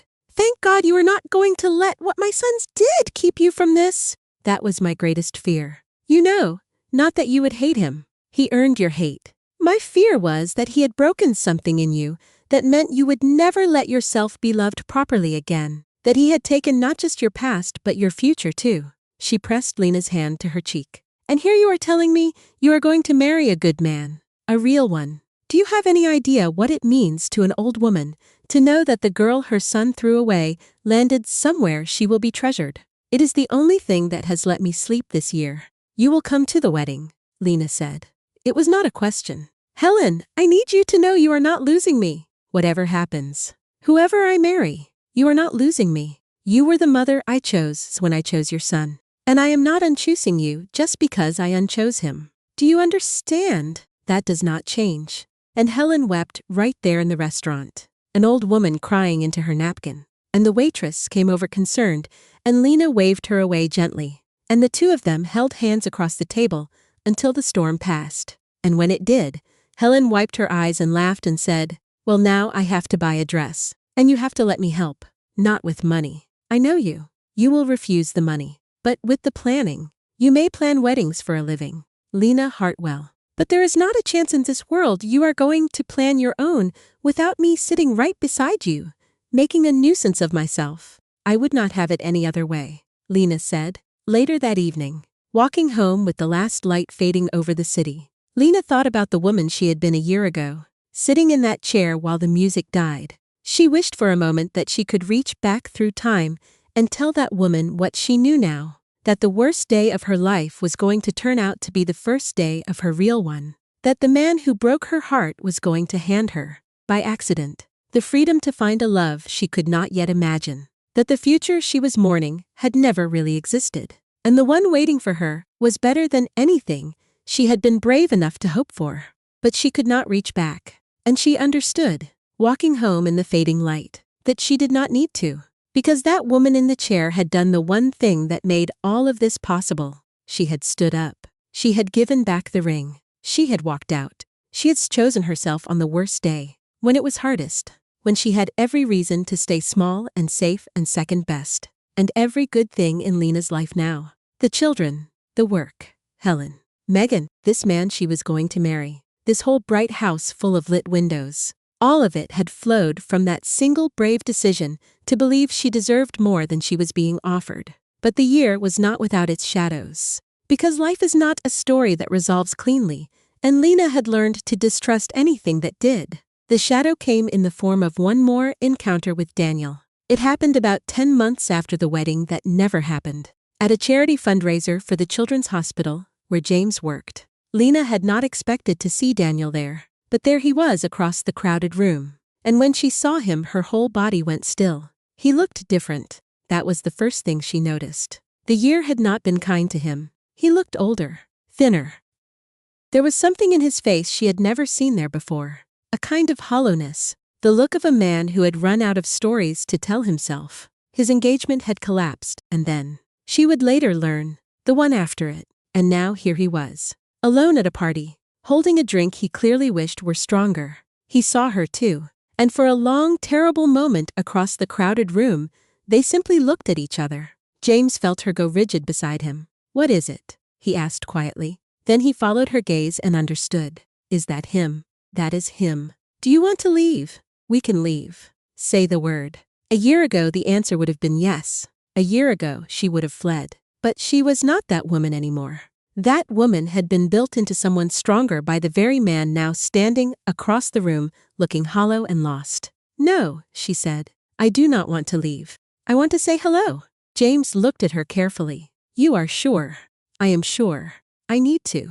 Not for him. For me, there is one more door I want to close. And I want to close it with him watching. She crossed the room. James stayed where he was. Close enough to reach her if she needed him. Far enough to let her do this alone. And that was exactly right. That was exactly the kind of man he was. Lena walked up to Daniel Ashford, the man who had shattered her life in front of 200 people. And she stood in front of him, calm and clear and entirely unafraid.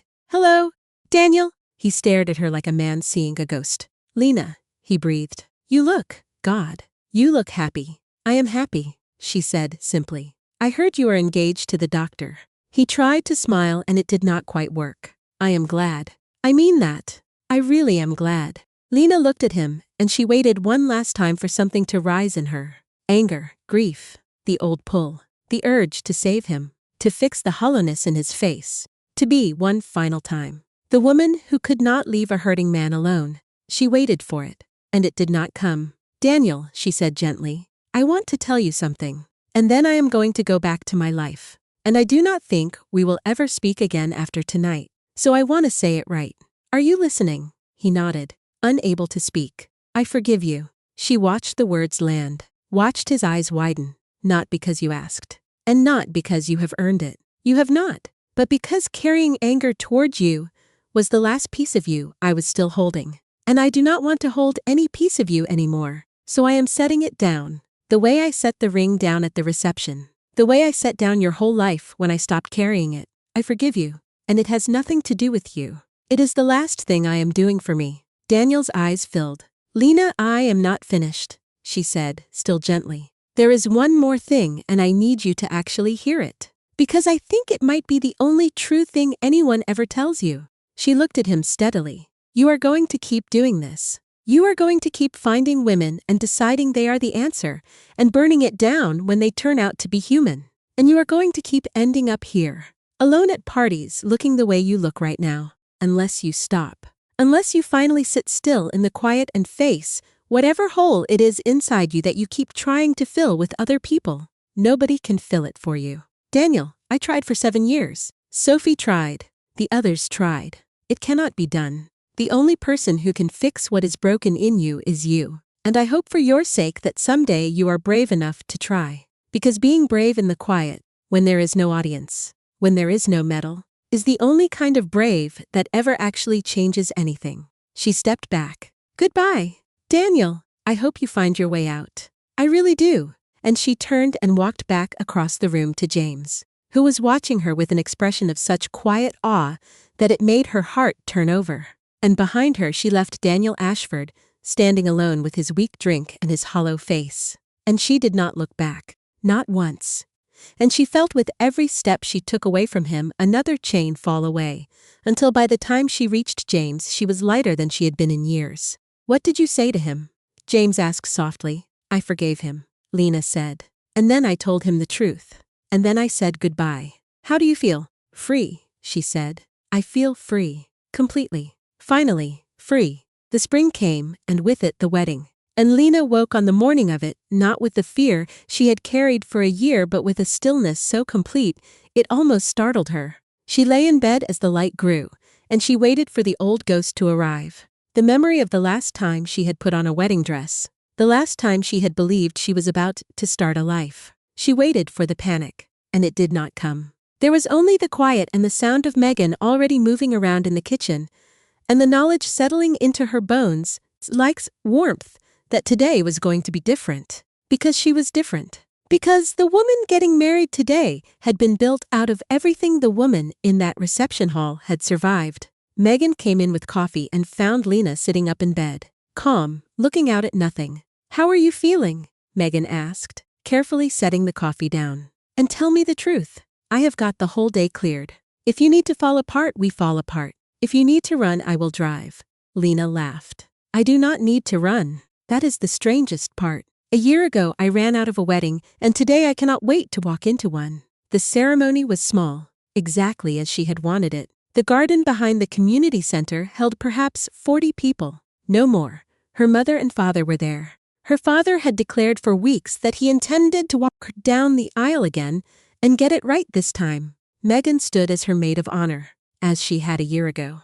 Except this time there was no dread underneath her smile. Patricia was there, weeping openly before the ceremony even began. And Helen was there, Daniel's mother seated in the second row in a dress she had bought specially. And when Lena had told her family that Helen was coming, some of them had been confused, and Lena had said simply, she is mine. She was always mine. She stays.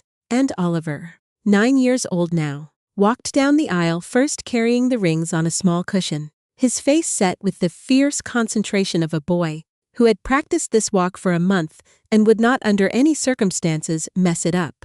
And when he reached the front and delivered the rings to James, James crouched down and whispered something to him. And Oliver grinned so wide it split his whole face.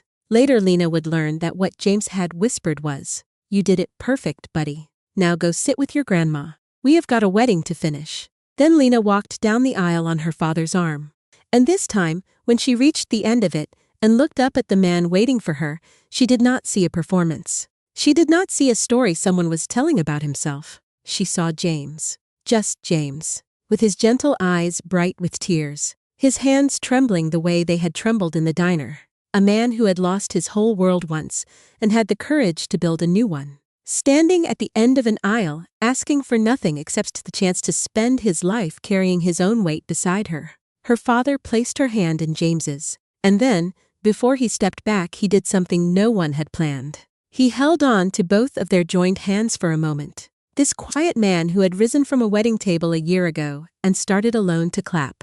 And he said, loud enough for the small crowd to hear, in a voice thick with a year of held emotion, "A year ago I watched a man break my daughter's heart in front of everyone she loved. And I watched her stand up out of that wreckage with more grace than I knew a person could have. So I need to say this out loud in front of all of you." He turned to James and his voice shook. "Take care of her, not the way he pretended to. The real way, the quiet way, and she will give you a love like you have never known. Because I promise you, son, there has never in this world been a heart like my daughter's." And James, unable to speak, simply nodded and pulled Lena's father into an embrace. And there was not a dry eye in the garden. The vows were not fancy. Lena had written and coordinated 1,000 sets of vows in her career, elaborate and poetic and polished. And she had chosen for her own to say something plain and true instead. "I spent a long time," she told James, holding both his hands, "believing that love meant carrying someone. That the more I gave, the more it proved I loved. And I gave until there was almost nothing left of me. And I called it devotion. And I was wrong. You taught me something different. You taught me that real love is not carrying someone and it is not being carried. It is two people each strong enough to stand on their own, choosing to reach for each other anyway, not out of need, out of want. So this is my vow to you, James. I will never make myself smaller to fit beside you. And I will never ask you to make yourselves smaller to fit beside me. We are going to stand at our full height, both of us, our whole lives, and we are going to reach for each other's hand every single day, on the ordinary days, when there is nothing in it but the choosing. I choose you. I will keep choosing you. That is the whole vow. It is the only one I will ever need." And James, when it was his turn, wiped his eyes and laughed and said, "You know I cannot follow that. That was the best set of vows I have ever heard, and you do this for a living, so I am badly outmatched." The crowd laughed, and he took a breath. "So I will just say this. I loved someone once all the way, and I lost her. And I thought that was the end of the story. I thought I had had my one great love, and now I was just going to live quietly and volunteer with kids, and grow old on my own. And then a little boy broke his arm and I ran outside, and there was this woman holding his hand, keeping him calm when she was terrified herself. And I thought, oh no, here it is again. Here is the thing I thought I would never get twice." He was crying now and not ashamed of it. "So my vow is simple. Thank you. Thank you for existing. Thank you for surviving what you survived so that you could be standing here. Thank you for being brave in that reception hall a year before I ever met you. Because that bravery is the only reason you were free to be found. I will spend my whole life being grateful that you stood up out of that chair. And I will love you in the quiet, every ordinary day, for as long as I am alive." They were married as the sun went down, and when the small crowd rose to applaud, it was not the strange grieving applause of a room that did not know whether to celebrate or mourn. It was pure. It was joyful. It was 40 people who loved these two survivors clapping for a thing that had healed all the way through. They did not have a lavish honeymoon. They took a week at a small cabin by a lake and spent it doing nothing at all, sleeping late and cooking badly, and taking long walks and talking the way they had always talked. Easily, honestly, without either of them ever having to perform. And on the third night, sitting by the water, James brought up the thing they had been circling around for weeks. "I have been thinking about Oliver," he said carefully. Lena looked at him, because she had been thinking about Oliver too, about the boy who had painted dark windows, whose grandmother was aging and struggling, who had attached himself to the two of them with the fierce, desperate hope of a child who had learned not to expect good things and had found some anyway. "His grandmother talked to me last month," Lena said quietly, "before the wedding. She is not well, James. She is scared about what happens to him if something happens to her. She asked me whether I thought he might have a place with us someday, if it came to that." James was silent for a long moment. And then he said, in a voice thick with feeling, I lost the chance to be a father when I lost Anna. I made my peace with it. I truly did. And then this year I have spent every Thursday with a boy who follows me around like I hung the moon. And I have watched you become the person he talks to when he cannot talk to anyone else. And I keep thinking, maybe I did not lose the chance. Maybe I just had to wait for it to arrive in a form I never expected. Lena reached over and took his hand, both of them looking out at the dark water. If it comes to that, she said, if his grandmother needs us to, I want to. I want him, not to rescue him. God knows I have learned my lesson about rescuing people, but to choose him the way you chose me, the way I chose you, to just stand next to him while he carries his own weight and reach for his hand so he knows he never has to carry it alone. And James lifted her hand to his lips and kissed it, and neither of them said anything else, because nothing else needed saying. It was not a promise yet. It was a hope, but it was a hope they held together. And Lena had learned that a hope held by two whole people, out loud, in the quiet, was the strongest thing in the world. Oliver came to live with them the following spring when his grandmother's health finally failed and she could no longer care for him. She did not die, but she could no longer manage. And she wept the day she signed the papers. Not from grief but from relief. Holding Lena's hands and saying over and over, I can rest now. I can finally rest. I know where my boy landed. Oliver moved into a small room in Lena and James's home that they had painted together. The three of them. A warm gold color that Oliver had chosen himself. And on his first night there, unable to sleep in the unfamiliar quiet, he had crept into the hallway. Lena found him sitting on the floor outside their door. She sat down beside him without a word, the way she had sat beside him at the art table years ago. What if you change your mind? Oliver finally whispered, not looking at her. What if you get tired of me? Everybody gets tired of me eventually. And Lena's heart broke and healed in the same instant. Because she knew that fear. She knew it in her bones. The fear of being a burden. The fear that love was conditional and could be withdrawn the moment you became inconvenient. She had carried that fear for 7 years. She had built her whole first relationship around never triggering it. Oliver, she said, look at me. I need you to hear this, and I need you to remember it because I am going to spend the rest of my life proving it is true. We are not going to get tired of you. Not ever. Do you know why? Because we did not take you in because we needed something from you. We took you in because we wanted you. Just you, exactly as you are. On the ordinary days when you are not doing anything special at all. And that kind of wanting does not wear out. It is not a battery that runs down. It is the sun. It just keeps coming up.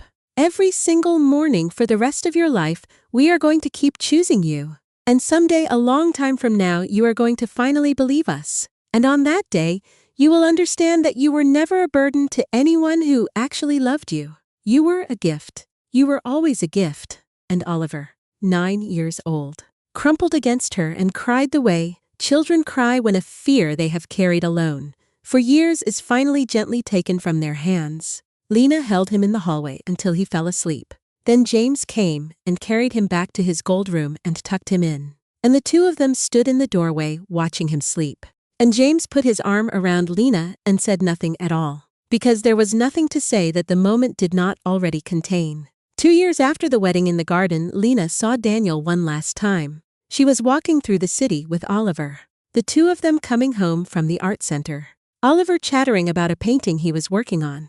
And she looked up, and there across the street was Daniel Ashford. But he was not alone and he was not hollow. He was sitting on a bench with an older man. And the older man was speaking, and Daniel was listening. And there was something in the way he was listening. Something still and humble and attentive that Lena had never once seen in him in all their 7 years. She stopped on the sidewalk and watched for a moment. She did not know who the older man was. A therapist, a mentor, a sponsor of some kind. She would never know.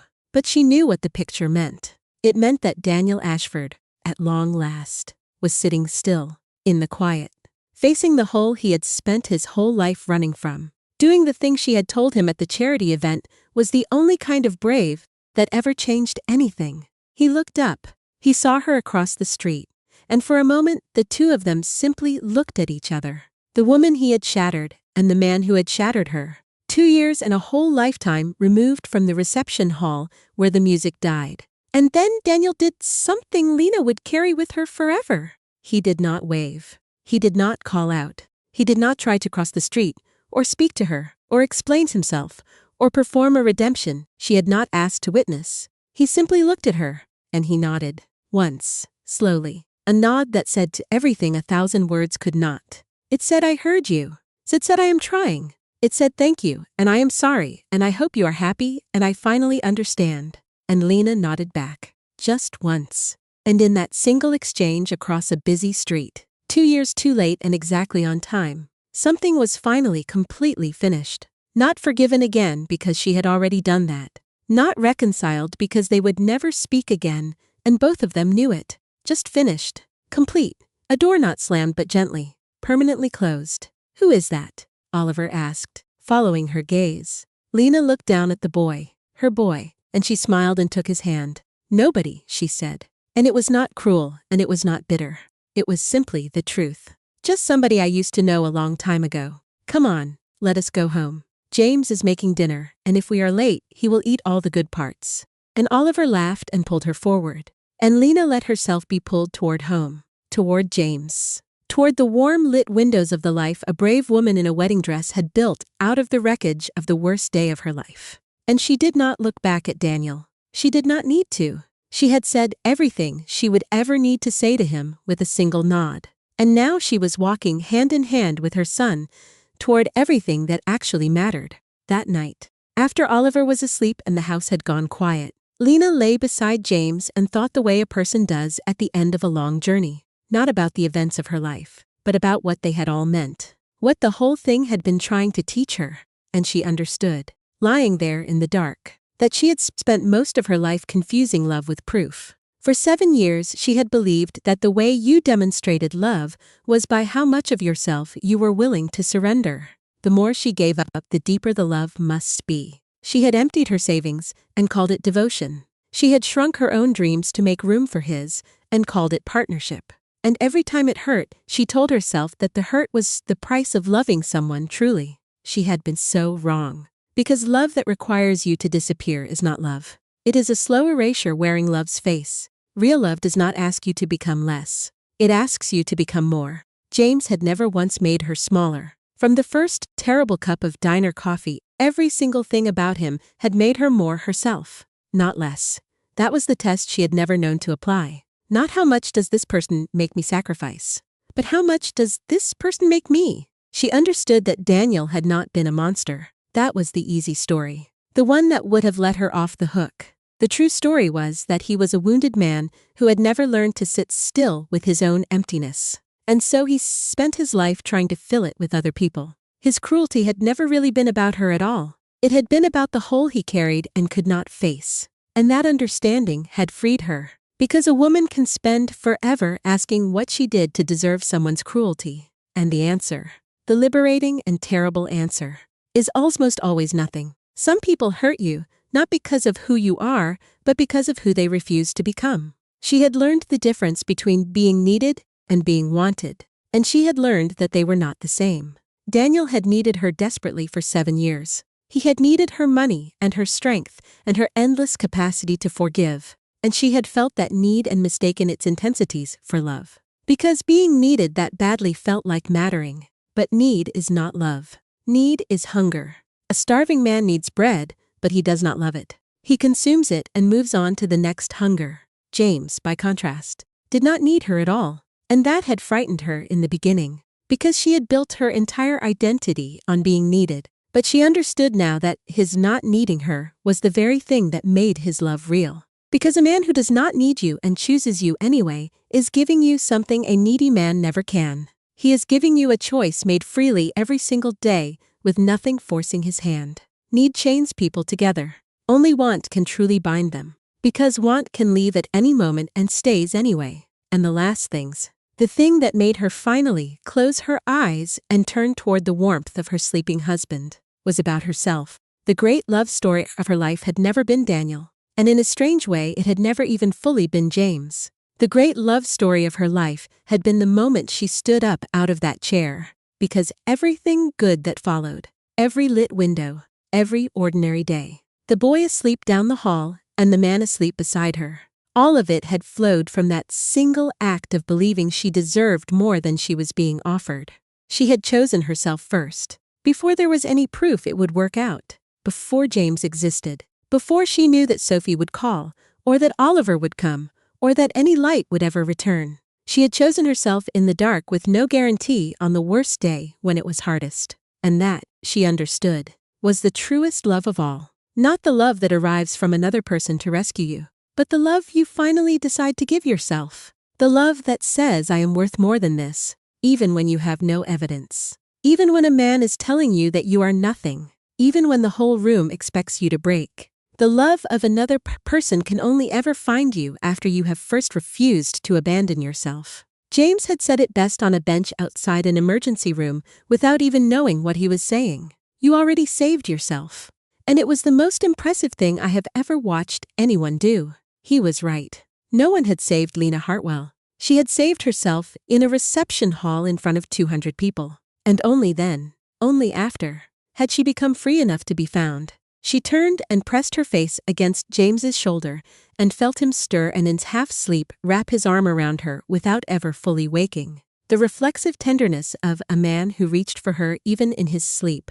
And Lena Hartwell closed her eyes in the quiet house full of golden windows. And she was not lost. She had never been lost. And she finally understood that she never would be again. Because she had learned the one thing that no one could ever take from her. The lesson buried at the bottom of all that pain. That before you can ever truly be loved by another, you must first refuse. Completely and forever.